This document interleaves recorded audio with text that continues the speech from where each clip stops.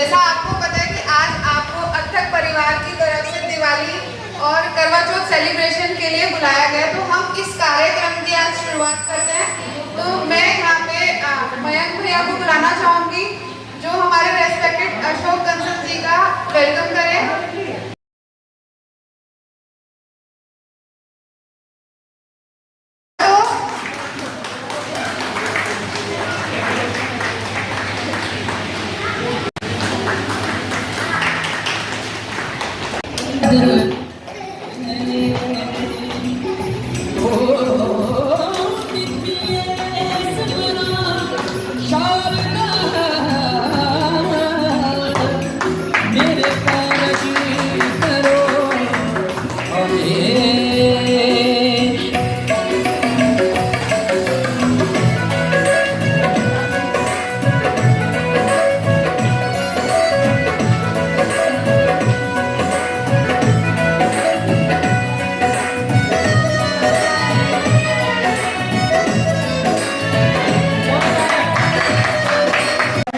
बड़े कीमती समय निकाल के आते हैं। आज भी उनकी कुछ मीटिंग है और उसमें समय निकाल के और मैं सभी को कहूँगा हाँ कोई 15 मिनट के लिए हैं तो मैं चाहूँगा कि कुछ तो थोड़ी सी इंपॉर्टेंस में आपको मैं बताता हूँ कि मतलब कुछ जानकारी कि इन्होंने बैठ जाए, प्लीज़ बैठ जाओ।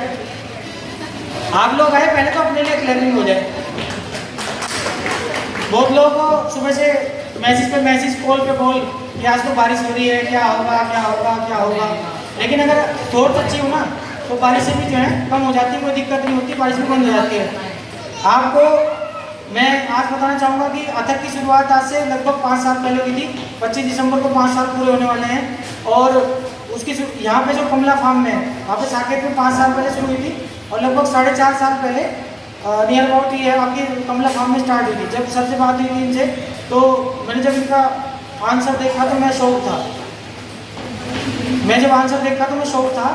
और जब इन्होंने कहा, मैंने इनसे पूछा कि मैं यहाँ पे योगा करना चाहता हूँ तो आप मतलब कराना पसंद करेंगे नहीं? इन्होंने एकदम से हाँ कर दी। एक बार जोरदार तालियां हो गए, वरना आप और हम आज यहाँ नहीं बैठे होते। मैं हमेशा इनका धन्यवाद हमेशा ही मन से करता हूँ, क्योंकि ऐसी पर्सनैलिटी, ऐसे विचार आज के समय में, मैं माइंड मत कीजिएगा, कोई होगा आपको राजनीति में, पर राजनीति में तो मिलते नहीं। तो एक बार जोरदार तालियां हो जाएं। और मैं चाहूँगा कि दीपावली की शुरुआत है तो मैं चाहूँगा कि बहुत अच्छे शब्द बोल के दीपावली की शुभकामनाएं अपने परिवार को दें। और मैं कंसल जी से निवेदन करूँगा कि कृपया करके प्लीज़ 2 शब्द कहें। आज हमारे अथक परिवार के द्वारा ये जो दीपावली,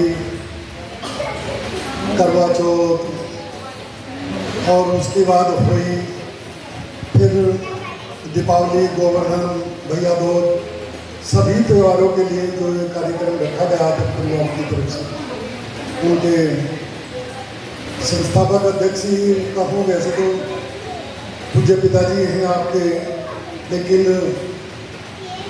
वास्तव में जो है आपका जैसा नाम है अथक परिवार, उसी तरह से अथक प्रयास भी आपका है, जिसके कारण ये अथक परिवार जो एक छोटा सा पौधे के रूप में रोपण हुआ, आज वह वृक्ष का रूप धारण कर गया है। तो उसी का कारण है कि सब लोग आज त्योहारों की इस श्रृंखला में यहाँ उपस्थित हैं। सभी साधकगण और भाई मयंक त्यागी जी, सभी को सर्वप्रथम तो मेरी ओर से, परिवार की ओर से और सभी की ओर से बहुत बहुत त्योहारों की शुभकामनाएं। दोबारा क्या नाम लो सभी का। तो जैसा कि अभी आपने बताया कि 25 दिसंबर को अथक परिवार की एक स्थापना की गई, और मुझे लगता है कि अटल जी का जन्मदिन भी 25 दिसंबर का है। तो ठीक उसी प्रकार से जैसे अटल जी अटल हैं थे अपने वादों पर, अपने जो कह दिया उसको करके दिखाया, ऐसे अटल जी थे। तो ठीक उसी प्रकार से अथक परिवार भी हम सब लोगों के लिए तत्पर सेवा पर रहता है। और योग जिस प्रकार से जीवन में दिनचर्या के लिए खाना पीना ये सब जरूरी है, तो मुझे लगता है कि जीवन में अगर योग नहीं है तो निश्चित रूप से कहीं ना कहीं जीवन निरर्थक सा साबित होता है। और जैसा कि बहुत से लोगों ने देखा भी होगा कि किसी प्रकार का कोई शरीर के अंदर दर्द हो, चाहे डायबिटीज हो, चाहे बीपी हो, इन सब रोगों का निदान हमारे योग के द्वारा है।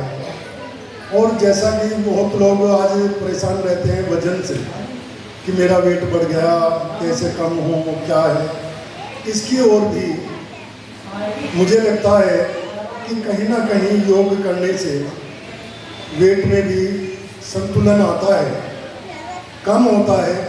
और योग के द्वारा बहुत से लोग दवाइयों से वेट कम करते हैं, लेकिन दवाइयों से वेट कम करके कहीं ना कहीं जैसी दवाई बंद होती है तो जीवन में फिर उसी प्रकार का और अधिक बढ़ोतरी वेट में हो जाती है, तो उससे कोई लाभ नहीं है। लेकिन योग करने से कहीं ना कहीं अगर जितना वेट घटा है वो कहीं ना कहीं स्थिर रहने की संभावना रहती है। और मुझे अभी कल या परसों में ही एक सज्जन बता रहे थे कि मैंने 17 किलो वेट कम किया। मैंने कहा भाई 17 किलो वेट कम कैसे कर लिया, मैं तो रोज योगा कर रहा हूँ और ये तो वेट इतना डाउन हुआ नहीं, तुम्हारा कैसे हो गया? कहने की बस ऐसा ही है। मैंने कहा तुम मुझे भी तो बताओ ना ऐसी तरकीब क्या है। 17 किलो वेट आपका कम हो गया, तो मुझे लगता है कहीं ना कहीं उसके पीछे योग का ही एक कारण है कि जीवन में उन्होंने योग को धारण किया होगा। कहीं ना कहीं अगर वास्तव में देखा जाए तो बाबा रामदेव जी का भी योगदान योग पतंजलि पीठ का बहुत बड़ा योगदान है कि वास्तव में पुनर्जन्म एक तरह से कहा जाए तो बाबा रामदेव जी उसके लिए साधुवाद के पात्र हैं कि उन्होंने एक जागृति को जन जागरण के रूप में जागृत करने का काम किया, जिसके माध्यम से आज हम टीवी पर या अन्य गुरुओं के माध्यम से कहीं ना कहीं योग को अपने जीवन में उतारने का काम कर रहे हैं। और उससे कहीं ना कहीं हमारी परेशानियां भी धीरे धीरे कम होती जा रही हैं। और अगर दवाई किसी रोग को दबाने के लिए दवाई ली, जैसा कि होम्योपैथिक है, होम्योपैथिक को बताते हैं कि होम्योपैथिक दवाई जो दी जाती है वो कारणों के कारण दी जाती है कि किस कारण से ये बीमारी हमारे शरीर में आई, उसको दबाने का काम नहीं करते। एलोपैथिक दबाने का काम करती है। तो कहीं ना कहीं एक बीमारी ठीक होगी तो दूसरी बीमारी निश्चित रूप से शरीर में आ जाएगी।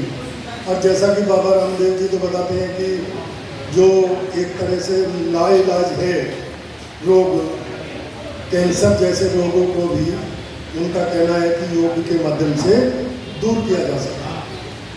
तो ऐसा योग का सिलसिला महंत जी ने चलाया। वास्तव में वे साधुवाद के पात्र हैं, बधाई के पात्र हैं कि निरंतर।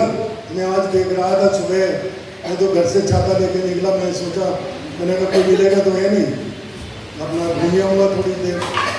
लेकिन उस बारिश के कारण भी, बारिश होने के बाद भी आपका मोटरसाइकिल के द्वारा आना, तो ये कहीं ना कहीं निरंतर ऐसा लगता है कि जीवन में हमने योग को बिल्कुल रोजमर्रा की चीज़ों में इस्तेमाल कर लिया है।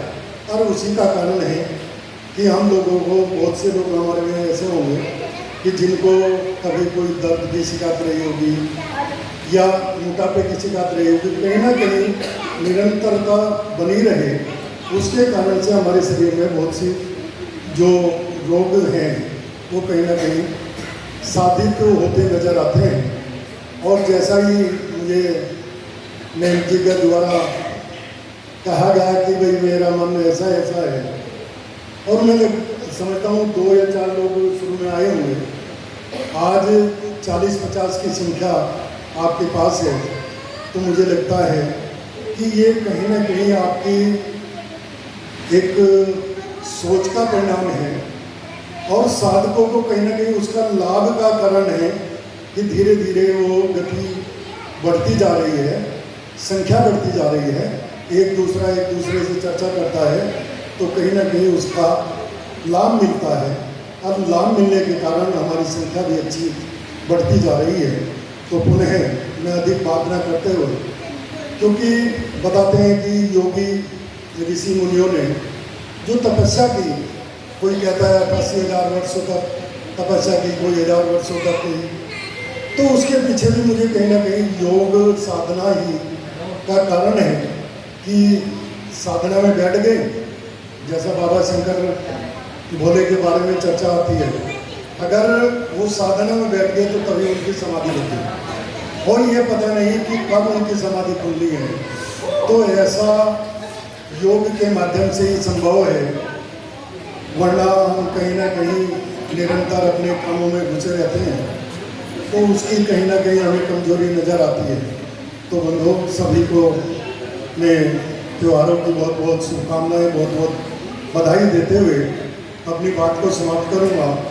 और मेरी 4 बजे मीटिंग है, मैं जाने का भी और 10 मिनट में आपका वेट करूंगा। तो बस इतना ही समय पर निवेदन करते हुए अपनी वाणी को विराम देता हूँ। जय हिंद, जय भारत, धन्यवाद।